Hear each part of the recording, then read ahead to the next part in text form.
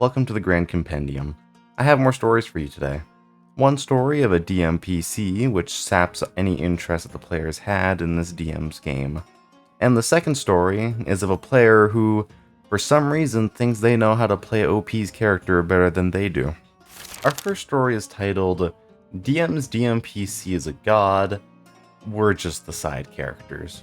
TLDR at the end for the people who don't want to read the whole post. I got you.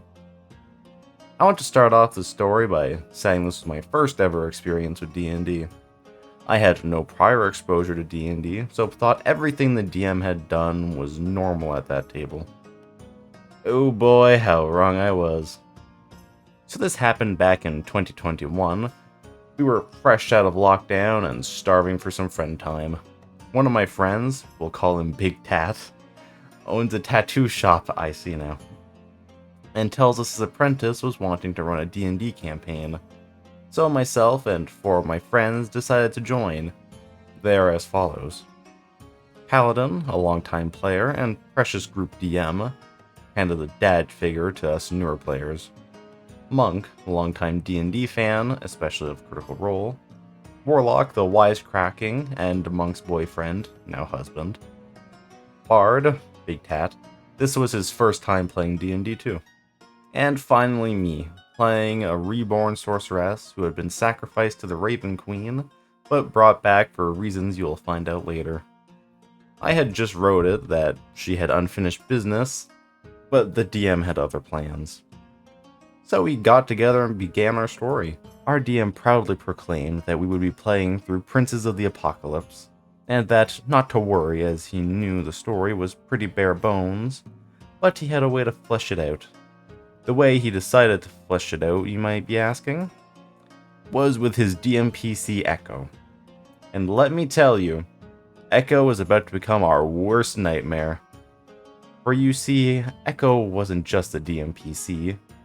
He was a character our DM had been sitting on for quite some time. He was actually writing a whole book series around him, unbeknownst to us. And he would go on long tangents mid-game to tell us all about the awesome and cool things Echo could do. I remember once just straight up asking him, "So what exactly is Echo's class?" And I kid you not, the DM said something to the effect of, "Oh, Echo doesn't have a class. He's far beyond that in terms of power." Anyway, our party all meet and decided to travel together. It gets to night, and we decide to stop and make camp. We set up a watch rotation, and the first person to take watch was me. As I'm making my rounds, a mysterious dark-hooded figure approaches from the shadows. I naturally ask them who they are and what they're doing here. The figure then lunges forward and attacks my level 1 sorcerer. The commotion wakes up the rest of the party, and we roll for initiative.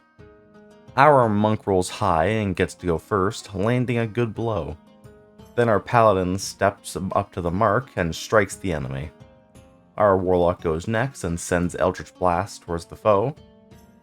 It was then the DM's turn. With a grin, he describes how, like a shadow of death, this man slices through our monk, paladin, and warlock effortlessly, leaving them unconscious in one swoop.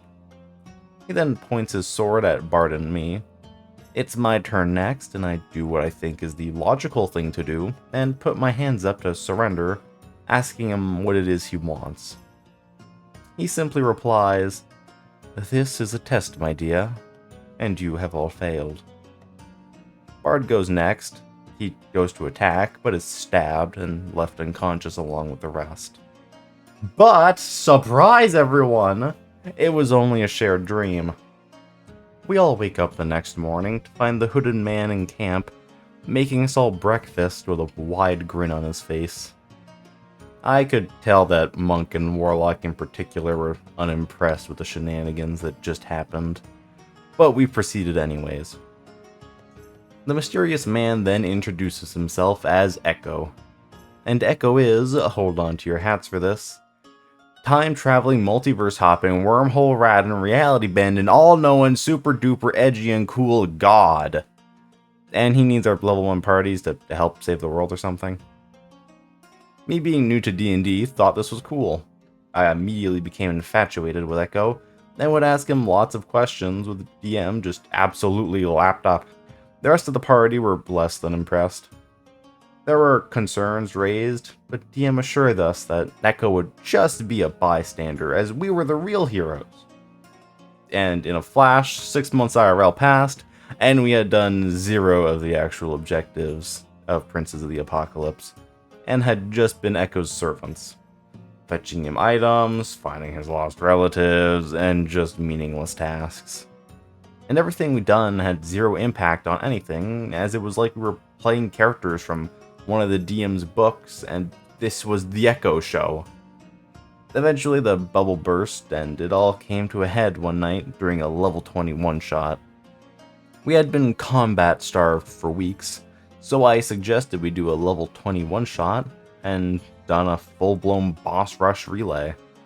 Everyone was excited and on board, as it was just meant to be us 4 facing off against progressively harder and harder enemies. It was meant to be Echo free, but of course the DM couldn't help himself, and Echo popped into the pocket dimension we had been sucked into and scolded us, saying we were wasting time and that the real fight was happening in our world. Apparently, the moment we stepped into this level 21 shot pocket dimension was the exact moment that the actual story of the campaign started, and the Princes of the Apocalypse were released and wreaking havoc on our world. Basically, the DM was trying to press fast forward on our level 21 shot so we could go back outside and play with Echo again. But we were having none of it. We told Echo to shove off and we'd be back once we were all done here. So what did the DM do in order to force us back?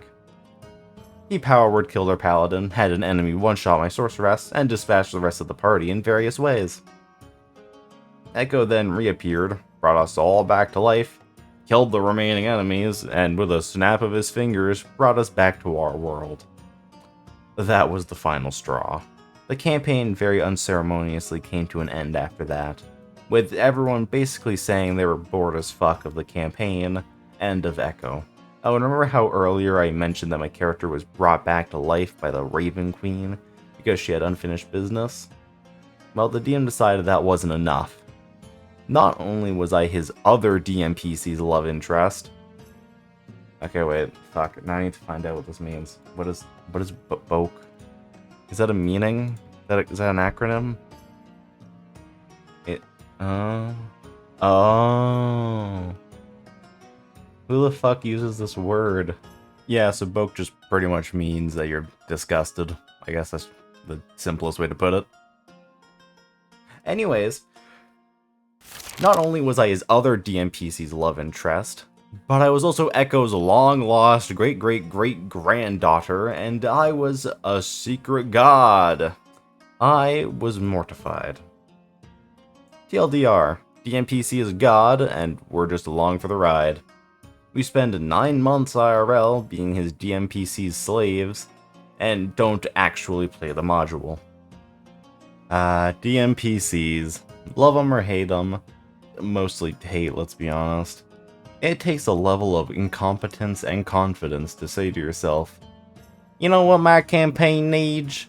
My own self-insert that'll do nothing but annoy the party and act like the main character when my players ask themselves why they even bother coming to this session. 9 times out of 10, a DMPC is gonna fail horrendously and just become some overpowered OC.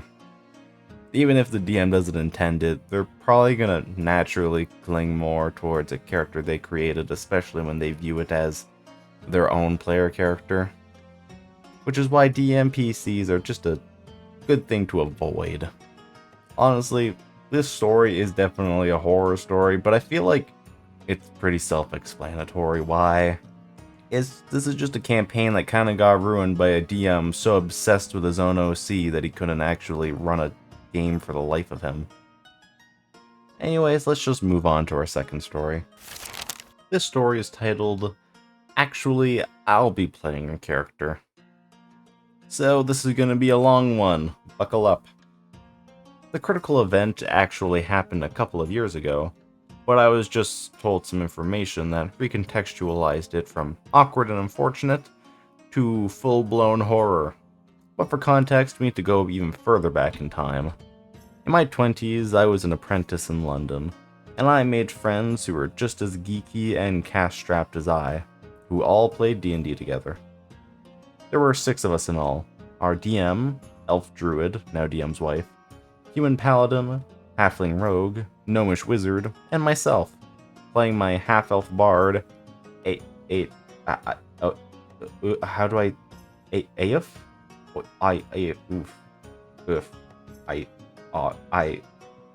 Huh?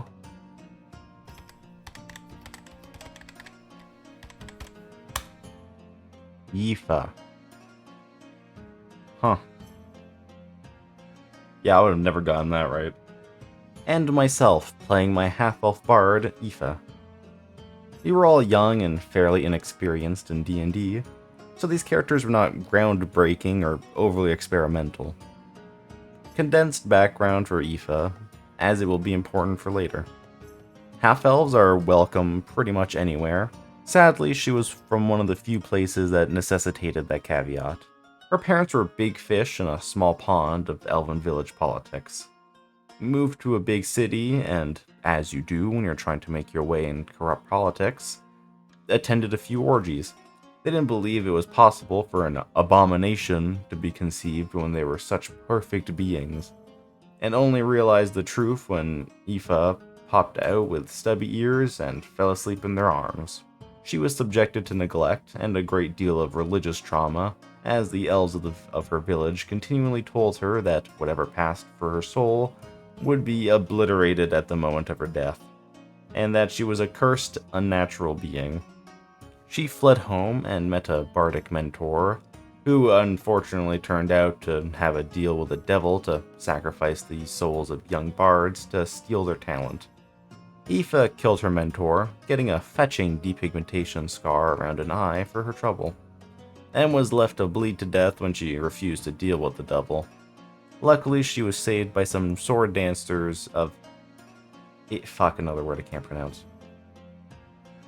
Luckily, she was saved by some sword dancers of Illistre. I'm gonna go with Illistre, who nursed her back to health, taught her the ways of radical kindness, and how to make excellent soup. She follows no gods, but aids followers of Illistre, and remained best friends with one of the younger dancers until that character was murdered. She is kind, sarcastic, and has little respect for authority/hierarchy. Sex positive, loves theatrical makeup and clothing, great with kids and animals.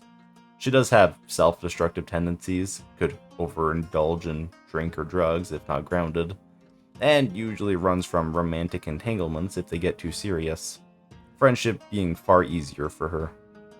Queen of one-liners and yo mama battles, she still has a deep-seated fear of oblivion, but decides that if this is all she gets, she'll live unashamedly. Take all life has to offer and leave the world better than she found it. In terms of looks, she's as if a Botticelli figure fell out of a painting into a Cure concert and adopted the aesthetic. We played them for 4 years pretty consistently, and they grew with us as we got better at the game. They became fully rounded characters through adventures, in-jokes, and shared trauma. They had relationships with the DM's favorite NPCs, and we went from silly surface-level gaming to deep role-playing and some really heartfelt story moments. Paladin regaining his lost oath, my bard witnessing her best friend's death, Rogue sacrificing their arm after failing to disarm a trap, and continuing as maimed for the roleplay possibilities rather than fixing it. We'd play other characters of course, and DM got time off to play, but our original crew are still very close to our hearts. Eventually, we all went to different cities for work and life stuff, but if a few of us ever wanted a quick one-shot when we got back together, we could dust off the old character sheets and dive in as if no time had passed, like picking up a conversation you had with friends years ago without missing a beat. Even when we're all playing completely different people, DM will drop in mentions of a valiant paladin, spells created by the wizard are part of the homebrew, and everyone knows the druid who dwells in the nearby forest is as beautiful as a goddess. He mentions that a lot to make his wife giggle.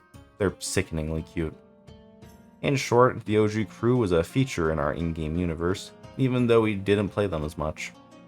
Now back to the main incident of the tale.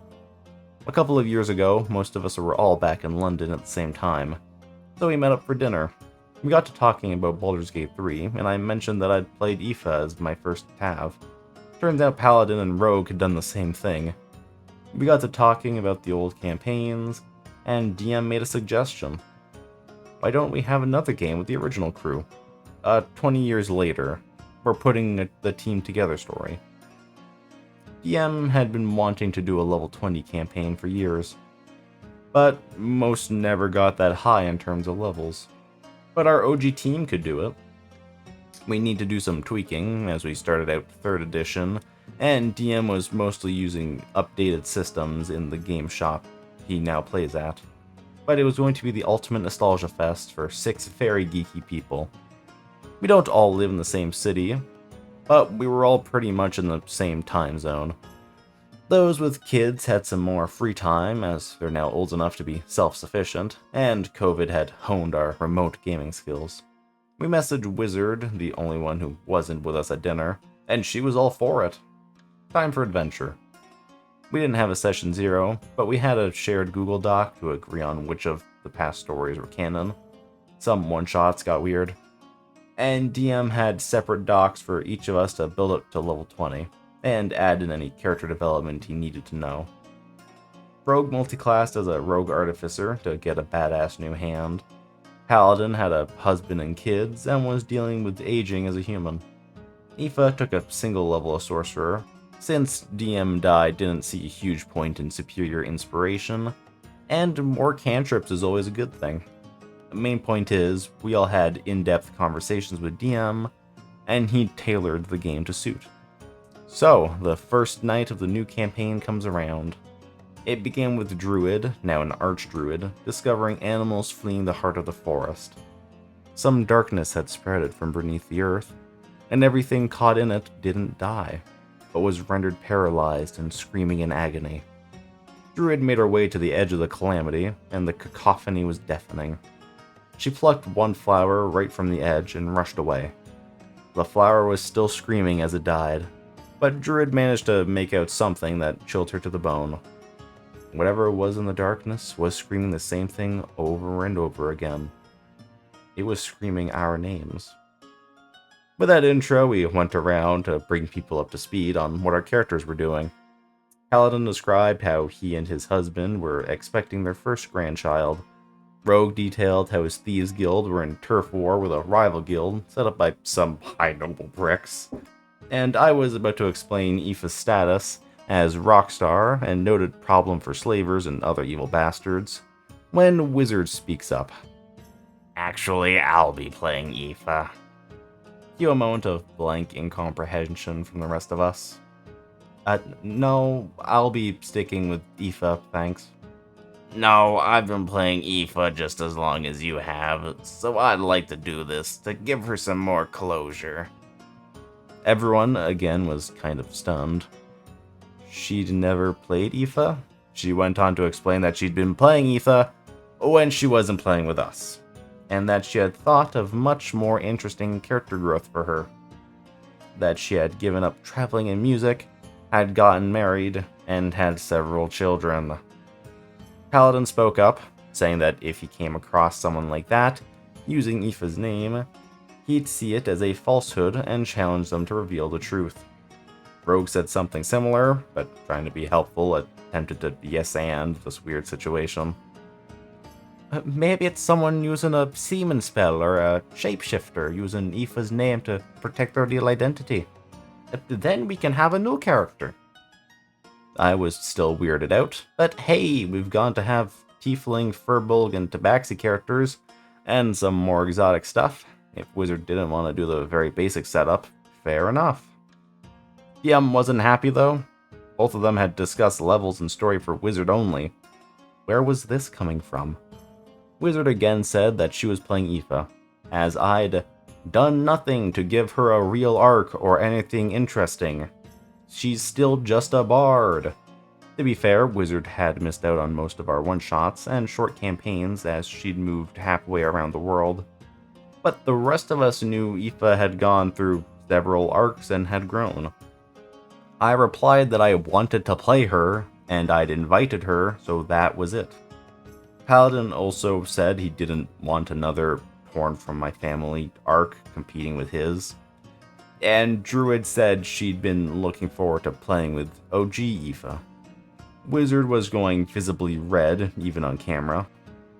DM, not liking the tension, took Wizard to a breakout room to try and sort it out.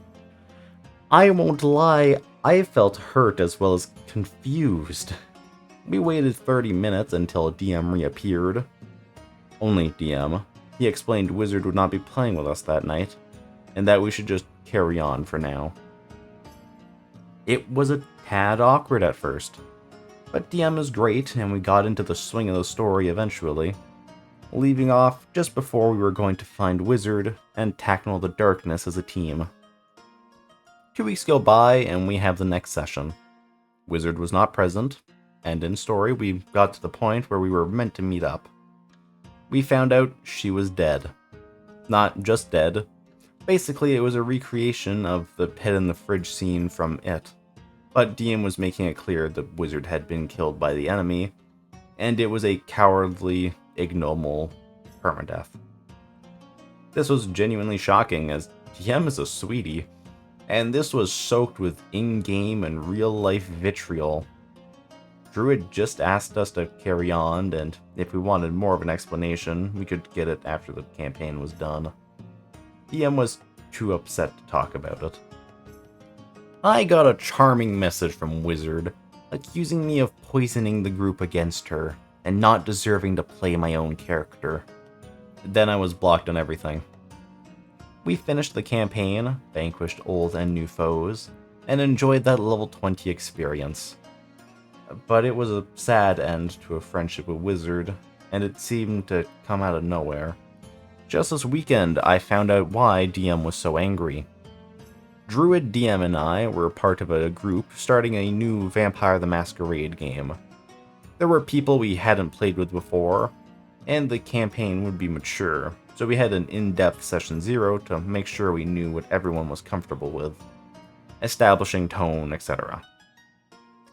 DM went into a long, explicit detail about the fact that people could not play other people's characters, that if someone missed a session, he would take over for them if necessary, but that it would only be to a level people were comfortable with. Afterwards, I was chatting with Druid, and mentioned it was weird he was so emphatic about that. Oh, that's because of that shite with Wizard after what she did to you. Don't ask why I'm giving these English people Irish accents. She went on to explain that the 30-minute breakout room had revealed that Wizard had played Aoife in every single game she played when we weren't there. 15 years of playing that one character. We'd had no idea. After storming off in a huff, the next day she had sent DM a nearly 20-page document of her version of Aoife's development over that time. Development that included apologizing to her abusive family, abandoning all ties with her drow friends, and worst of all, detailed descriptions of multiple sexual assaults, including by the devil that she'd refused to deal with. Apparently they taught her to give up her poor lifestyle choices. It makes me rage just thinking about it now. She had basically tortured and Stepford-wived my character for more than a decade. Druid said she'd never seen her husband that angry over any game-related incident ever. That the idea of rape being a life lesson made him boot Wizard permanently from any game he would ever run in the future, and that's why Wizard's character was killed off in the most shameful way possible. DM didn't keep the doc, but he confirmed it was all true. Wizard had also included details of how Aoife had become fat and matronly, as punishment for her vanity, and was still under the devil's thrall. One of her 7 children was hinted at being his offspring, and that if she tried to sing or dance, she suffered horrendous pain. It was pure sadism. I don't have any way to ask Wizard what the fuck her problem was. She never seemed to hate my character. There was no real life animosity between us. I talked with her for hours during COVID when she was stuck all alone, and I was the only one awake when she couldn't sleep from stress-related insomnia. So, since I have no closure to this story, you guys get to read my long rambling tale. I can't make sense of it, but sharing at least gets it out of my head. Oh boy, that was something. Before reading this story, I assumed from the title that this was going to be about a DM removing a player's agency. But instead we've got Wizard, who seems to be completely obsessed over a character that they didn't create or have any control over, to the point of playing that character in other games just for her own sick entertainment, I guess. And that part about the sexual assault is just disgusting. Seriously, no one in their right mind should write anything like that. Especially if it's the character of one of your supposed friends. I'm so glad the DM just shut it down and kicked the player out of the game and all of their lives. Seriously, grade A problem solving there. This once, I'm not going to complain about a player's PC being killed in-game, since this time it does feel justified. As for OP, I just feel bad for them, man. Imagine you're ready to pick up a beloved character that you've missed for years, only for someone to start trying to take over, acting as if they know who that character is, and then completely twisting it around.